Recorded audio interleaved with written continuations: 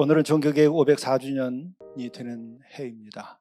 504주년 종교개혁 기념을 맞는 한국교회는 우리 감리교회는 지난 10년 동안 3만 3천 명이 아니고 33만 명이 줄어들었습니다.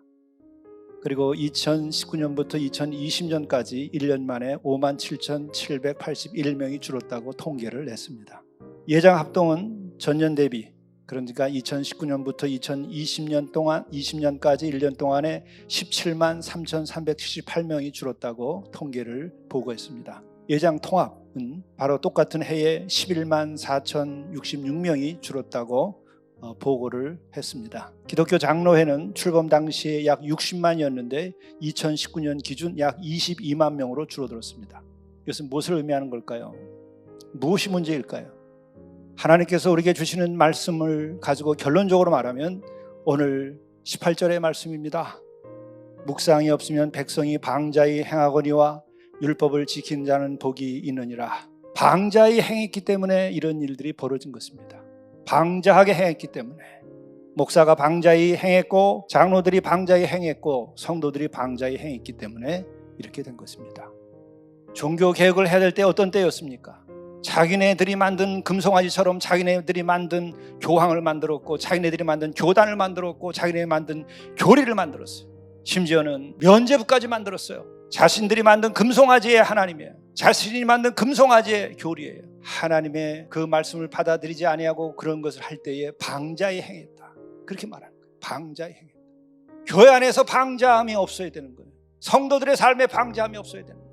교회 지도자들이 특히 목사들로부터 시작해서 교회 교권을 가지고 있는 자들이 진정으로 방자하게 행하지 아니해야 돼.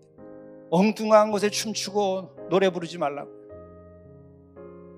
여기서 묵시라고 하는 게 뭐예요? 하촌이라고 하는 것인데 환상과 계시, 이상, 비전, 꿈, 요즘 표현으로 하면 비전과 꿈이라고도 번역할 수 있는 거예요. 하나님께서 친히 말씀하신 거예요. 묵시는 신학이 아닙니다. 묵시는 교리가 아닙니다. 교회가 만든 규칙이 아닙니다. 종교개혁은 뭐예요? 하나님의 말씀 그 자체가 묵시이고 그것이 계시인데 여러분과 내가 만들고 이데올로기가 만든 꿈, 관념이 만들어 놓은 꿈, 그 비전이 아니라 하나님께서 원하시는 꿈이에요.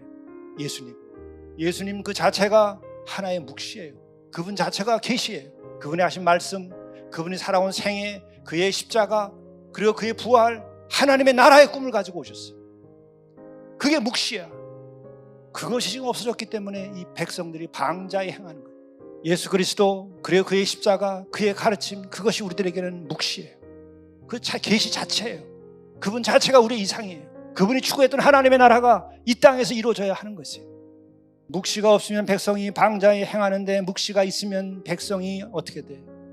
겸손하게 순종하는 거예요. 율법을 지키는 자라고는 말하고 있어요. 율법을 지킨 자는 복이 있느니라. 여러분에게 복이 있습니다. 우리 교회에 복이 있습니다. 묵시가 있고 그 말씀을 따르면 이 나라에 복이 있어요. 이 결의에 복이 있어요. 종교개혁은 바로 그 말씀을 회복하는 거예요. 그리고 그 말씀에 순종하는 거예요. 오직 말씀으로. 그리고 그것에 목숨을 걸라는 거예요. 오직 은혜로 구원을 받는다는 거예요. 그건 뭐예요? 십자가의 은혜라고 하는 걸 말하는 거예요. 십자가를 지고 십자가의 은혜를 입고 거기에 구원이 있다는 거예요. 그것이 바로 복된 길입니다.